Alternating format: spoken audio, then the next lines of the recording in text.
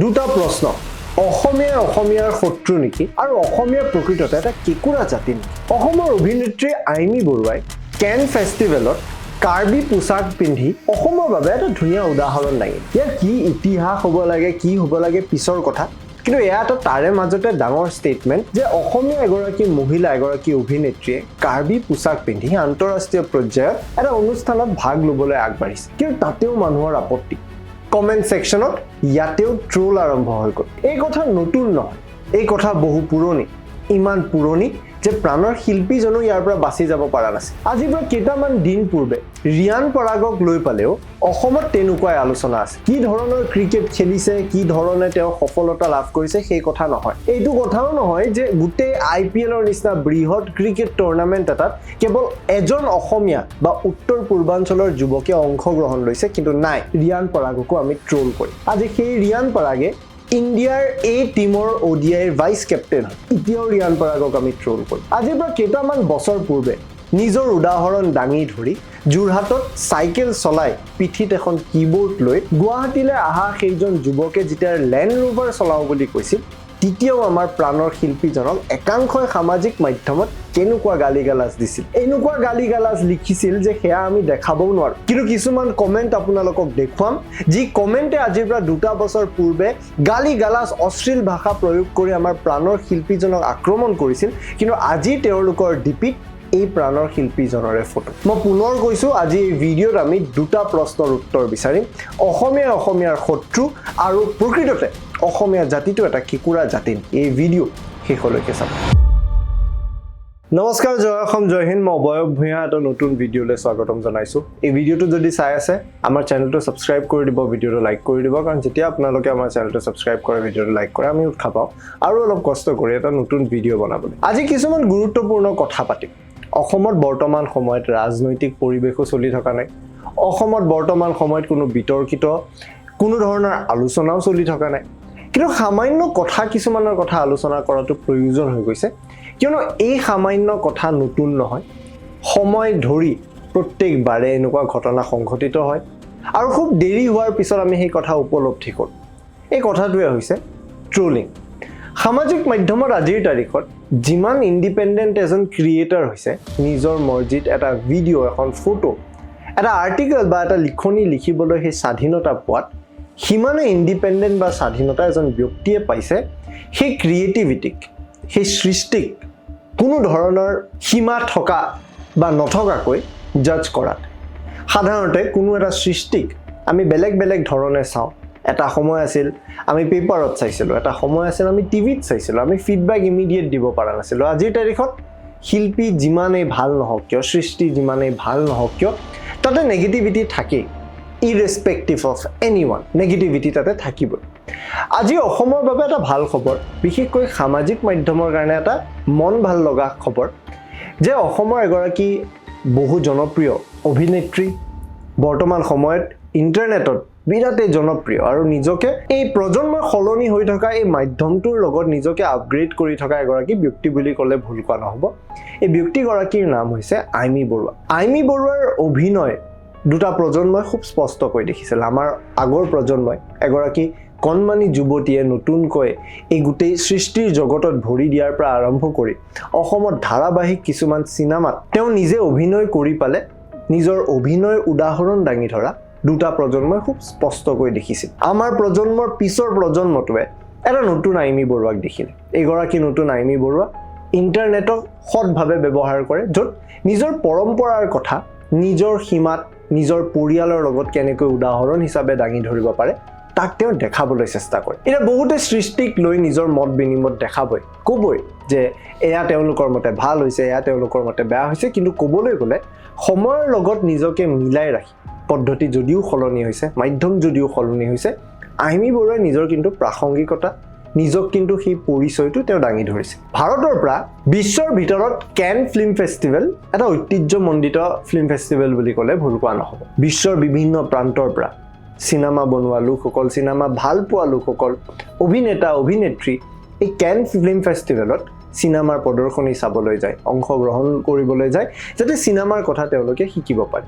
ইয়াৰ এটা আকৰ্ষণীয় মূল স্থান হৈছে ইয়াৰে ৰেড কাৰ্পেটৰ এন্ট্ৰেন্স ভাৰতকে ধৰি বিশ্বৰ বিভিন্ন অভিনেতা অভিনেত্ৰীয়ে এই ৰেড কাৰ্পেটৰ জৰিয়তে নিজে পিন্ধি যোৱা পোছাকৰ জৰিয়তে বহুতে সিম্বলিক মেছেজ দিয়ে বহুতে নিজৰ তাক লৈ গৈ নিজৰ পিয়াৰ কৰে কিন্তু সেই মাধ্যম এনেকুৱা এটা হৈ যায় যে যিমান পিয়াৰ শক্তিশালী হয় তাতকেও বেছি শক্তিশালী এটা সিম্বলিক মেছেজ বাৰ্তা এই ষ্টেজখনৰ পৰা দিব পাৰে ইয়াৰ পূৰ্বে আমি দেখিছিলোঁ এই কেন ফিল্ম ফেষ্টিভেলতে ৰেড কাৰ্পেটত আইমি বৰুৱা গৈছিল সেই সময়ত খুব ধুনীয়া চাদৰ মেখেলা এযোৰ পিন্ধি গৈছিল অসমীয়া পৰিচয়টো দাঙি ধৰিছিল আৰু সেই সময়তো বিতৰ্ক হৈছিল আজিৰ তাৰিখতো নতুন কথা নহয় সামাজিক মাধ্যমত এটা বিশেষ ভিডিঅ' আপলোড কৰি কেন ফিল্ম ফেষ্টিভেলত অংশগ্ৰহণ কৰা বা তাতে যোৱা এটা দৃশ্য দেখাইছিল আইমি বৰুৱাই পিন্ধি আছিল এযোৰ খুব ধুনীয়া কাৰ্বি পোছাক এই পোছাকযোৰ সাধাৰণতে ট্ৰেডিশ্যনেল কাৰ্বি ড্ৰেছ বুলি ক'লে ভুল কোৱা নহ'ব এই ট্ৰেডিশ্যনেল কাৰ্বি পোছাক এই যি পৰম্পৰাগত কাৰ্বি পোছাক আছে এয়া মেইন ষ্ট্ৰীম অসমীয়াৰ মাজত খুব কম আলোচনা হয় অপ্ৰিয় যদিও সত্য কথা মই কম কিয় কিন্তু এয়া আজিৰ তাৰিখত এটা ডাঙৰ বাৰ্তা আছিল এগৰাকী অসমীয়া মহিলা কেন ফিল্ম ফেষ্টিভেলৰ নিচিনা জেগাত গৈ কাৰ্বি জনগোষ্ঠীৰ লোকৰ পোছাক পিন্ধি গৈছিল আৰু এটা বৃহৎ অসমীয়াৰ উদাহৰণ দাঙি ধৰিছে এইটো কথা বেলেগ যে অসমত পিয়াৰ ইমানে বেয়া হয় যে আমি পজিটিভ এস্পেক্টছবোৰ খুব কম আলোচনা কৰোঁ আমি নেগেটিভবোৰ বেছি আগতীয়াকৈ ধৰোঁ সেইকাৰণে এই বাতৰিটো বা এই ভিডিঅ'টো সামাজিক মাধ্যমত আজি ৰাতিপুৱাৰ পৰা আপলোড হোৱাৰ পৰা ধৰি আজি বা এতিয়াৰ পৰ্যন্ত বহু লোকে ইয়াক ক্ৰিটিচাইজ কৰিছিল আৰু ক্ৰিটিচাইজ কৰা পইণ্টটো হ'ল বেছি দেখাবলৈ গৈছে বহুতে ক্ৰিটিচাইজ কৰিছে বেছি এডিটিং হৈ গ'ল তেওঁ নিজৰ কেমেৰামেন লৈ গৈছে অকল নিজৰ কেমেৰাটো লৈছে বাকী কোনো পাত্তা দিয়া নাই এনেকুৱা ধৰণৰ কথাৰ মাজত আলিয়া ভাটৰ নিচিনা অভিনেত্ৰীও চৰ্চাত আহিছে বলিউডৰ এগৰাকী তাৰকা ভাৰতৰ এগৰাকী তাৰকা তেওঁ সামাজিক মাধ্যমত আলোচনা হৈছে যে কেনত তাতে থকা ফটোগ্ৰাফাৰ্ছে তেওঁলোকৰ ফটো উঠোৱা নাছিল এতিয়া তাতে কি ধৰণৰ পৰিৱেশ হয় আমি হয়তো ইয়াতে বহি থাকি সেই কথাটোৰ অনুভৱ ল'ব নোৱাৰোঁ কিন্তু এইগৰাকী মহিলা বা এই কেইগৰাকী মহিলা অভিনেতা অভিনেত্ৰী যেতিয়া তেনেকুৱা এটা স্থানলৈকে যায় এটা সিম্বলিক বাৰ্তা লৈ যায় আমি ভাল কৰিব নোৱাৰিলোঁ একো নকৰিলোঁ এটলিষ্ট তললৈকে টানি আনি অলাগতিয়াল কণ্ট্ৰভাৰ্চি বা বিতৰ্কৰ সৃষ্টি কৰিব নালাগে আজি আইমি বৰুৱাই যি ধৰণৰ পোছাক পিন্ধি গৈছিল আমাৰ কাৰ্বি সমাজ যে বৃহৎ অসমীয়া সমাজৰ এটা সক্ৰিয় অংশ হয় তাৰ এটা ধুনীয়া বাৰ্তা দিছে সাধাৰণতে এই কথাটো কাৰ্বি ভাই ভনীসকলে আমাৰ লগত একমত হ'ব যেতিয়া আমি ক'ম যে মেইন ষ্ট্ৰীম অসমীয়া জাতিৰ লগত সেই মৰম নোপোৱাৰ কাৰণে সেই একত্ৰিত সেই অনুভৱটো নথকাৰ বাবে আৰু যে কাৰ্বি সংস্কৃতিৰ লগত অসমীয়া সংস্কৃতিটো পৃথকৰ বাবে বহু কাৰ্বিয়ে নিজকে অসমীয়া বুলি চিনাকি দিবলৈ টান পায় সেই বৃহৎ অসমীয়া চিনাকিটো আজিৰ তাৰিখলৈকে অপ্ৰিয় যদি সত্য বহু ৰাজনৈতিক নেতাৰ কথা বাদ দিয়ক সমাজখনত আমি দাঙি ধৰিব পৰা নাই আৰু তেনেকুৱা এটা সময়ত আইমি বৰুৱাই কৰা এই কামটো তাৰে 0.1% হ'লেও এটা ডাঙৰ বাৰ্তা হয় যি কথাক আমি উদযাপন কৰিবলৈ পাহৰি যাওঁ আজি সামাজিক মাধ্যমত যেতিয়া আমি কমেণ্টছবোৰ দেখোঁ কাৰ্বি ভাই ভনীসকলে ইয়াক উদযাপন কৰিছে তেওঁলোকে বিৰাট ভাল পাইছে যে তেওঁলোকৰ পৰম্পৰাৰ কথা আন্তঃৰাষ্ট্ৰীয় পৰ্যায়ত এগৰাকী অসমীয়া মহিলাই নিবলৈ চেষ্টা কৰিছে এটলিষ্ট চেষ্টা কৰিছে আমি ঘৰৰ ভিতৰতে বহি আছোঁ বৰঞ্চ ইয়াতে বহি একো নকৰি পালে আমি কোনোবাই গৈ থকাৰ পিছত কোনোবাই কিবা কৰি থকাৰ পিছত তাত আমি কমেণ্ট দি তাক ডিছকাৰেজ কৰিবলৈ ট্ৰাই কৰিছোঁ এতিয়া ইয়াতে দুটা প্ৰশ্ন এটা যে এয়া কাৰ্বি পোছাক পিন্ধাৰ কাৰণে মেইন ষ্ট্ৰীম অসমীয়াৰ একাংশ মানুহে ইয়াক বেয়া পাইছে ইয়াক সমৰ্থন কৰিব বিচৰা নাই কিয়নো কাৰ্বি সংস্কৃতি উদযাপন হোৱাটো তেওঁলোকে নিবিচাৰে নে দ্বিতীয়তে তেওঁলোকে এনে এটা বিতৰ্কৰ সৃষ্টি কৰিব বিচাৰি আছে কিয়নো এই গোটেই কণ্টেণ্টটোত কাৰো বেনিফিটটো বাদ দিয়ক কাৰো ক্ষতি হোৱাও একো স্কোপ নাই এতিয়া এইবোৰ প্ৰশ্ন যেতিয়া আমি চাওঁ এইবোৰ ঘটনা যেতিয়া চাওঁ আমাৰ মনত পৰে প্ৰথমটো ঘটনা নহয় অসমীয়া অভিনেতা অভিনেত্ৰী শিল্পী অসমৰ পৰা বাহিৰলৈকে গৈ অসমৰ নাম গৌৰৱেৰে চিনাকি কৰা বহু অসমীয়াক এনেকুৱা ধৰণৰ ঘটনা আগতেও সংঘটিত হৈছে আৰু এটা উদাহৰণ হ'ল ৰিয়ান পৰাগ আজিৰ পৰা কেইটামান দিন পূৰ্বে ৰাজস্থান ৰয়েলছক প্ৰথম মেচ কেইখনত খুব ধুনীয়াকৈ নেতৃত্ব দি নম্বৰ 1ত ৰাখিছিল ৰিয়ান পৰাগৰ নিজৰ ফৰ্ম ভাল হৈ থকা নাছিল তেওঁ নিজে বেটিং ভালকৈ কৰিব পৰা নাছিল ফ'কাছ কেপ্টেইনশ্বিপ আছিল তাৰপিছত দেখা গ'ল ইণ্টাৰনেটত কেনেকুৱা ডিছকাশ্যনছ অসমীয়া ল'ৰা এজন ক'বলৈ গ'লে IPL ভাৰতৰ ভিতৰত বিশ্বৰ ভিতৰত এটা ডাঙৰ ক্ৰিকেটিং ইভেণ্ট ইয়াতে কেৱল এজন অসমীয়া ল'ৰাই পাৰ্টিচিপেট কৰিছে এজন উত্তৰ পূৰ্বাঞ্চলৰ নৰ্থ ইষ্টৰ ৰিপ্ৰেজেণ্টেটিভ কেৱল এজন এয়া দুৰ্ভাগ্যৰ কথা নহয় নেকি ক্ৰিকেট য'ত আমি ধৰ্মৰ নিচিনা যাক আমি উদযাপন কৰোঁ গলিয়ে ক্ৰিকেট খেলি ডাঙৰ হওঁ এইখন অসম এইখন উত্তৰ পূৰ্বাঞ্চলৰ পৰা কেৱল এজনে আমাক প্ৰতিনিধিত্ব কৰিছে আৰু তাকো আমি প্ৰতিনিধিত্ব কৰিব দিয়া নাই আমি নেগেটিভিটি দি আছোঁ তাৰপিছত আহিল ৰিয়ান পৰাগৰ ভিপিং ইছ্যু ভেপিং ইছ্যুত মই ৰিয়ান পৰাগক ডিফেণ্ড নকৰোঁ, কাৰণ ইতিমধ্যে তেওঁক 25% মেটচ ফিক লৈ তেওঁক পানিছমেণ্ট বা শাস্তি দিয়া হৈছে। সেই বিতৰ্কৰ বাহিৰেও ৰিয়ান পৰাগে স্ক'ৰ কৰিলেও এটা বিতৰ্ক, তেওঁ 90 কৰি মেচ হাৰিলে তাতেও বিতৰ্ক, তেওঁ স্ক'ৰ নকৰি মেচ জিকে তাতেও বিতৰ্ক। আজি সেইজন ল'ৰাই ৰাজস্থান ৰয়েলছৰ টীমক গুৱাহাটীলৈ মেচ খেলাবলৈ লৈ আনিছিল। তেওঁ ক'লে যে গুৱাহাটীত খেলি আমাৰ হোম টীম নিচিনা অনুভৱ হোৱা নাই, মানুহৰো ইম'শ্যন আছে। আমি সৰুৰে পৰা বিৰাট কোহলিৰ RCB, MS ধোনীৰ CSK, ৰোহিত শৰ্মাৰ মুম্বাই ইণ্ডিয়ানছ চাই ডাঙৰ হৈছোঁ, সেইকাৰণে স্বাভাৱিক যে আমি ৰাজস্থান ৰয়েলছৰ লগত চিনাকি নহ'ব পাৰোঁ। কিন্তু সেইজন ল'ৰাক আকৌ ডিম'টিভেট কৰি তেওঁ ইনকম্পিটেণ্ট বুলি কোৱা, খেলিব নোৱাৰা সেইজন ল'ৰাই আজি ইণ্ডিয়া এই টীমৰ ভাৰতক প্ৰতিনিধিত্ব কৰি ভাৰতৰ সেই দলৰ ভাইচ কেপ্টেইন হিচাপে নিৰ্বাচিত হৈছে। আমি ইয়াক উদযাপন কৰা নাই, কিন্তু কালি ভগৱানে কৰক তেনেকুৱা হওক, ৰিয়ান পৰাগে ভাল ফলাফল এটা কৰিলে হয়তো ৰিয়ান পৰাগৰ DP লগোৱা মানুহৰ আকাল নহ'ব। অসমত থকা বহু মানুহে ৰিয়ান পৰাগৰ নামত ফেন ক্লাব খুলিব, কিন্তু সেই সময়লৈকে সময় বহুত দেৰি হৈ যাব। আজি যিটো সময়ত এই এথলিটজনক আমি মেণ্টেল ছাপৰ্ট দিব লাগে আমি দিব পাৰা নাই। আইমি বৰুৱা, ৰিয়ান পৰাগ, হিমা দাসৰ ক্ষেত্ৰত আমি এনেকুৱা ধৰণৰ ঘটনা দেখিছিলোঁ। আৰু এনেকুৱা উদাহৰণ, এয়া কেৱল মেইন ষ্ট্ৰীমৰ কেইটামান উদাহৰণ, এনেকুৱা উদাহৰণ আমাৰ ওচৰত শেষ নাই। প্ৰজন্ম ধৰি এনেকুৱা উদাহৰণ দাঙি ধৰাত আমিবোৰ উস্তাদি। সামাজিক মাধ্যমত মই এটা বিশেষ পোষ্ট আপোনালোকক দেখাব খোজোঁ। বহুত দিনৰ পৰা এই পোষ্টটোৱে মনত খুন্দিয়াই আছে। মই প্ৰসংগ পোৱা নাই, বহুতে ভাবিব কণ্টেণ্টৰ কাৰণে ব্যৱহাৰ কৰি আছে বুলি এই ষ্টৰিটো কৰিলে, কিন্তু আজি মোৰ এই কথাটোৰ লগত খাপ খাব বুলি ভাবিলোঁ, সেয়েহে এই কথাটো শ্বেয়াৰ কৰিব গৈছোঁ। DY365-এ আজিৰ পৰা 2 বছৰ পূৰ্বে এই পোষ্টটো আপলোড কৰিছিল। এই পোষ্টটো 23 এপ্ৰিল 2024 জুবিন গাৰ্গৰ এটা কোট আপলোড কৰিছিল। চাইকেল চলোৱা ল'ৰাজনে আজি 1.5 কোটি টকীয়া গাড়ী চলাই আছোঁ, মই বহুজনৰ বাবে উদাহৰণ হ'ব লাগে। মোৰ বোধহয় যোৰহাটত এটা অনুষ্ঠানত জুবিন গাৰ্গে এই কথাটো নিজৰ কথাত কৈছিল। মই আৰু এটা ক্লিপ আপোনালোকক শুনাব খোজোঁ। আমি যেতিয়া জুবিনদাৰ লগত পডকাষ্ট কৰিবলৈ এটা সুযোগ পাইছিলোঁ, সেই সময়ত তেওঁ কৈছিল, ইয়াতে 1.5 কোটি টকীয়া গাড়ীখনৰ কথা কৈছিল, তাতে তেওঁ সংগ্ৰামৰ কথা কৈছিল, যে কেনেকৈ যোৰহাটৰ নিচিনা স্থানৰ পৰা এখন চাইকেল চলাই পিঠিত এখন কীবৰ্ড লৈ গুৱাহাটীলৈ আহি অসম তথা ভাৰতৰ মানুহৰ মন জয় লাভ কৰিবলৈ সক্ষম হৈছিল এই জুবিন গাৰ্গে। তেওঁ এবাৰ ক্লিপটো শুনি লওক। চিম্পুল ঘৰৰ পৰা অহাটো চাইকেল এখন লৈ ওলাই আহিছিলোঁ গুৱাহাটীলৈ। কীবৰ্ডখন আৰু চাইকেলখন, বছ একো নাই। তোৰ দেউতাহঁতে দেখিছে মই চাইকেলখন লৈ কীবৰ্ডখন লৈ ঘূৰি ফুৰোঁ। তাৰ পৰা আহি এতিয়া ইমানখিনি যিখিনি পাইছোঁ আৰু I am happy about it. আৰু মই ভাবোঁ যে মানুহ হেপিনেছ হেপী থকাটো ইম্পৰ্টেণ্ট কথা। যিমান টেনশ্যন থাকক যি নাথাকক, হেপিনেছটো ক্ৰিয়েট কৰিব পাৰিব লাগিব ভিতৰত। আৰু জীৱনত হেপী থকাটোহে আটাইতকৈ ডাঙৰ কথা, তেতিয়াহে ভাল কাম হয়। নিজে যদি হেপী থাকিব পাৰে, সি বেলেগক হেপিনেছ দিব পাৰে। নিজে যদি ডিপ্ৰেছ হৈ এনেকৈ বহি থাকে, সি কি হেপিনেছ দিব মানুহক? বহুত মানুহ পাইছোঁ মই, ভেৰি নেগেটিভ। ভাইব এটা আহি যায় ন, নেগেটিভ ভাইব এটা পাই যায়। সেইবোৰ দেখিলে গম পাই যায় আৰু এতিয়া এই কথাখিনি শুনাৰ পিছত, এই পোষ্টটো দেখাৰ পিছত মনলৈ কেনেকুৱা কথা আহিব যে হয়, প্ৰাণৰ শিল্পী জুবিন গাৰ্গ জীৱিত অৱস্থাৰ পৰা আমাৰ কাৰণে অনুপ্ৰেৰণা আছে, যে এজন যুৱকে চাইকেল চলাই আহি যদি 1.5 কোটি টকীয়া গাড়ী এখন কিনিব পাৰে, আমিও আমাৰ মনে ভাল পোৱা কামটো কৰিলে আমিও এনেকুৱা লাক্সাৰী, এনেকুৱা কমফৰ্ট কিনিব পাৰিম। আমি এনেকুৱাই ধাৰণা কৰিম যে ইয়াতে মানুহ একমত হ'ব। কিন্তু 2 বছৰ পূৰ্বৰ কিছুমান কমেণ্টছ আপোনালোকক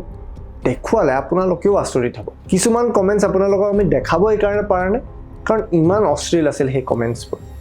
এতিয়া এই গোটেই ঘটনাটো বিতৰ্কিত ঘটনা হয় নেকি? এয়া সাধাৰণভাৱে তেওঁ নিজক উদাহৰণ কৰিছে, তেওঁ আমাৰ কাৰণে অনুপ্ৰেৰণা। আজি নহয়, তেতিয়াৰ পৰাই এয়া বিতৰ্কৰ প্ৰসংগই নাছিল, কিন্তু এইবোৰক বিতৰ্ক কৰিছিল একাংশ মানুহে। প্ৰথমতে এই কমেণ্টটো চাওক। এই কমেণ্টটো লিখিছে মুকুলেশ ডেকাই। হয়, ৰাইজৰ সমৰ্থনৰ সুযোগ লৈ ৰাইজক উচতাই ৰাইজৰ কলিজাৰ কেঁচা তেজ গচকি কিদৰে নিজৰ স্বাৰ্থত হিন্ধি কৰিব পাৰি তাৰ উদাহৰণ এখেত নিশ্চয় হ'ব পাৰে। নে কি কয় জুবিন গাৰ্গ? এইজন মুকুলেশ ডেকাই 2024 জুবিন গাৰ্গৰ এই কমেণ্টটোৰ তলত এনেকৈ লিখিছিল। আজি মুকুলেশৰ প্ৰফাইল চাব, মুকুলেশৰ প্ৰফাইলটো চাওক। মুকুলেশৰ প্ৰফাইলত জুবিন গাৰ্গৰ ফটো। এতিয়া মুকুলেশতকৈ ডাঙৰ ভক্ত কোনো নাই। সামাজিক মাধ্যমত কাবাক জুবিন গাৰ্গৰ হৈ এডভকেচি কৰিবলৈ, গালি গালাজ পাৰিবলৈ মুকুলেশ আগত আহি যাব, কাৰণ মুকুলেশে গালি দিয়াৰ অভ্যাসে আছে। যিজন মানুহৰ হৈ আজি গালি দি আছে, এদিন সেইজন মানুহক কেঁচা তেজত গছকা অভিযোগ দিছিল। আজি এই মুকুলেশ জুবিন গাৰ্গৰ ভক্ত হৈ গ'ল। আৰু এটা কমেণ্ট দেখাই আছোঁ। এই কমেণ্টটো হৈছে আৰজু অসমৰ। আৰজু অসমে নিজৰ টাইটেলটো লিখা নাই, তেওঁ অসম বুলি লিখি থৈ দিছে যাতে অসমীয়াৰ পৰিচয় এটা দাঙি ধৰিব পাৰে। সেই DY365ৰ কমেণ্টতে লিখিছে, জুবিন গাৰ্গ কেতিয়াও যুৱ প্ৰজন্মৰ আদৰ্শ হ'ব নোৱাৰে। জুবিন গাৰ্গ এজন জাতিৰ চৰকাৰী দালাল এয়া হৈছিল অৰ্জুন অসমৰ বাক্য আজিৰ তাৰিখত এই দালাল চৰকাৰী দালাল আখ্যা দি থকা এই যে নমুনাবোৰ দেখো তাৰে মাজত আৰজু এটা নমুনা আছে যি আমাৰ প্ৰাণৰ শিল্পীজনক এটা সময়ত চৰকাৰী দালাল বুলি কৈছিল আৰু যে যুৱ প্ৰজন্মৰ উদাহৰণ হোৱাটো বাদেই দিব লাগে আজি আৰজুৰ ডিপি চাব আজি আৰজুৰ ডিপি চাওক আৰজুৱে ডাঙৰকৈ এখন গামোচা লৈ আছে তাতে তেওঁ লিখা আছে দাদা তুমি অসমৰ অৰ্থাৎ তেওঁ জুবিন গাৰ্গৰ নাম লৈ পালে গামোচা এখনত দাদা তুমি অসমৰ বুলি কয় আজিৰ তাৰিখত আৰজু অসমতকৈ ডাঙৰ জুবিন ভক্ত হয়তো অসমতে নাই এয়া নমুনা শেষ হোৱা নাই নমুনা আৰু নমুনা আছে এইজন হৈছে অনন্ত শৰ্মা তেওঁ লিখিছে আগতে আমি লঘনে স্কুল গৈছিলোঁ ভগৱানৰ কৃপাত এতিয়া 3 বেলা ভাত খাওঁ চাকৰি নাপালো ঘৰত পইচা নাই তেতিয়া আকৌ অফলাইন আছিল IPO ড্ৰাফট এইবিলাক কাটিব পইচা নাছিল আনকি ফৰ্ম অনা পইচা নাছিল তথাপি বেয়া ফালে যোৱা নাই দেউতাই মদ খাই অলপ ভাল বেয়া বুজি পাওঁ কিবাকে সৰু কাম এটা কৰি জীৱন নিৰ্বাহ কৰি আছো এয়াই জীৱন আজি এই অনন্তৰ প্ৰফাইলত পুনৰ জুবিন গাৰ্গৰ ফটো আন এটা কমেন্ট হৈছে হেমন্ত ডেকাৰ নিজে নিজৰ কবৰ খান্দা মানুহজনেই জুবিন গাৰ্গ আপুনি কল্পনা কৰক নিজেই নিজৰ কবৰ খন্দা মানুহজনেই হৈছে জুবিন গাৰ্গ বুলি কমেন্ট দিয়া এই হেমন্তৰ আজি ডিপি জুবিন গাৰ্গৰ আৰু এজন আছে হীৰক জ্যোতি কথাটো সিটোহে সেইবাবে এখন প্ৰগ্ৰাম কৰোঁতে 7 পৰা 8 লাখ টকা লাগে আজি সেই হীৰক জ্যোতিৰ ডিপিটো জুবিন গাৰ্গ অৰ্থাৎ প্ৰগ্ৰামত নিজৰ বাদ্যযন্ত্ৰ লগত লৈ নিজৰ সাউণ্ড ইঞ্জিনিয়াৰ লগত গৈ যি ধৰণৰ পৰিৱেশ আজি কানত লোৱা ইপি এটাৰ কথা আলোচনা কৰে জুবিন গাৰ্গৰ সেই অনুষ্ঠানবোৰত মিনিমাম হলেও যিমানখিনি মানুহ লগত গৈছিল যিমানখিনি খৰচ লৈছিল তাতেও আপত্তি আছিল এই হীৰক জ্যোতিৰ নিচিনা মানুহ আজি ডিপি লগাই তেওঁলোক জুবিন অনুৰাগী অৰ্থাৎ জীৱিত কালত আমাৰ লিভিং লেজেণ্ডজনক এনেকৈ অশান্তিত ঠেলি দিছিল এইবোৰ মানুহ জীৱিত অৱস্থাত এনেকৈ এইবোৰ মানুহৰ কথাত তেওঁক স্বীকৃতি দিয়া নাছিল আৰু আজি মৃত্যুৰ পিছত ক্ৰেডিট ল'বলৈ কেইটামান মাৰ্ক জাকাৰবাৰ্গৰ পৰা ডলাৰ ল'বলৈ ইহঁতৰ অনুৰাগী হোৱাৰ উদাহৰণ দাঙি ধৰিছে এইবোৰ উদাহৰণ সাধাৰণ উদাহৰণ নহয় প্ৰজন্ম এনেকুৱা ধৰণৰ উদাহৰণ হৈ আছে জুবিন গাৰ্গ দেৱ যেতিয়া জীয়াই আছিল তেওঁক তেতিয়াও বিতৰ্কতে ৰাখিলে তেওঁৰ মৃত্যুৰ পিছতো ৰাজনৈতিক দলে তেওঁক কেনেকৈ বিতৰ্কত ৰাখিলে দেখিলে আৰু আজি নিৰ্বাচনৰ অন্তত তেওঁক কেনেকৈ সকলোৱে পাহৰি গ'ল সেইটো আপুনি দেখিলে মই ৰাজনৈতিক নেতাৰ কথা কৈছিলোঁ যাৰ বাবে এটা সময়ত জুবিন ক্ষেত্ৰ তেওঁলোকৰ ঘৰ হৈ গৈছিল আজি নিৰ্বাচনত পৰাজয় বা মুখ ঠেকেচা খোৱাৰ পিছত এদিনো তেওঁলোকে সেই জুবিন ক্ষেত্ৰলৈ যাবলৈ সাহস গোটোৱা নাই তেওঁলোকৰ ইচ্ছা যোৱা নাই এতিয়া মই প্ৰশ্নটো আপোনালোকক কৰিছোঁ এইবোৰ কাহিনী শুনাৰ পিছত এই দুটা প্ৰশ্নৰ উত্তৰ আপুনি কি দিয়ে যে অসমীয়াৰ শত্ৰু নেকি আৰু অসমীয়া সঁচা এটা কেকুৰা জাতি নেকি কমেণ্ট ছেকশ্যনত আপোনালোকৰ মতামত লিখিব আমি পঢ়িবলৈ ৰৈ আছোঁ এই ভিডিঅ'টো চোৱাৰ বাবে ধন্যবাদ